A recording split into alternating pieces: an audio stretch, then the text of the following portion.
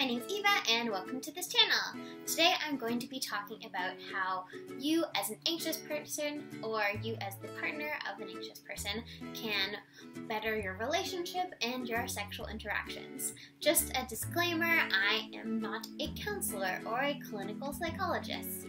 I am someone who deals with some anxiety. I have been seeing a counselor on and off for the past 4 years. I have been in one-on-one sessions and in group sessions. I'm also someone who has studied psychology, so I have taken courses about anxiety, but that is all of the advice and my training that I can give you. I link a whole bunch of resources in the description to people who are smarter than me, but I hope that these can be kind of a jumping off point so you can start talking to your partner and kind of assuage any worries you have that you feel like you might be asking too much or that you might not be normal.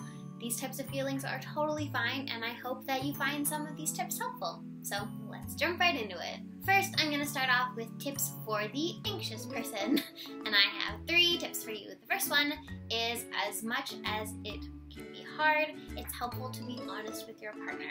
It's up to you when you disclose to them or how much you disclose to them about your anxiety, but just letting them know, like, hey, in these types of situations I get anxious, or hey, in these types of situations I might have a panic attack. Letting them know what's going on is really the first step in them being able to work as a team with you and support you when things get challenging. Thing number 2 that I want to talk about is getting out of your head. When you're feeling anxious, you can really spiral yourself up, and it's like one of the hardest things to do to get out of that.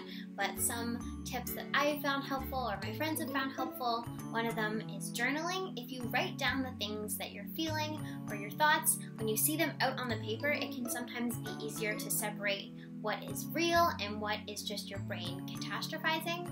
Another way you can do this, there's this cool thing called CBT, which is cognitive behavioral therapy, which can help you kind of break down your thoughts and identify things that aren't true. And there are a bunch of apps that you can do that are structured to help you work through it. The one that I have used is called Mood Kit, but there are a whole bunch and I will link them all below.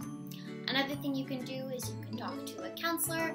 I live in Canada, and there's this really awesome hotline that you can call if you are in university, and they have professional counselors, and you can just talk to someone, and I've had really good experiences with them. If you don't feel comfortable talking to someone that you don't know, it's always good to talk to a friend, or if you feel comfortable talking to your partner, someone who knows you and your anxiety. All of those things can kind of help you get out of your head, and then you can start working together with your partner to feel better. My third tip for anxious people is to create a system of communication between you and your partner. For example, if you're going to a party and you're worried about having some social anxiety and you kind of just want a quick way to let your partner know, like, hey, this is enough, like, I want to go home, or hey, I'm like going to have a panic attack, or this is a situation that's causing me a lot of anxiety. Coming up with code words or phrases can be super helpful, and you don't have to worry about trying to explain things. Your partner will know exactly what you mean. In terms of sexual situations, if it brings you some anxiety to kind of explain to your partner what you need in the situation or ask them to slow down, you can use safe words like red, yellow, and green. So yellow meaning slow down, let's kind of take a second, or red meaning stop. And those one words can sometimes be easier to say than a full sentence or trying to explain yourself. So that can sometimes be helpful. If you are the partner of a person who is anxious, kudos to you for finding this video and wanting to help your person or persons feel better and support them. One of the top things that you can do is to ask them. Say like, hey, I'm here for you, I really care about you, what can I do to help make things better? Every person's experience with anxiety is different, and they might have different things that stress them out and different coping mechanisms, so the best thing you can do is not assume and ask them. It can be frustrating sometimes because they might not know what they need, so the best thing you can do in that situation is to be patient. Also remember to not take it personally.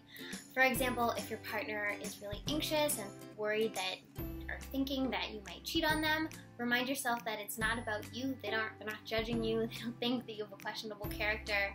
It's just their brain that's not cooperating with them. Another important thing to remember is to not try and fix them. mental illness is something that often lasts a long time, and as much as you care about them and want them to get better, there's not going to be one quick fix that's going to stop them from feeling anxious.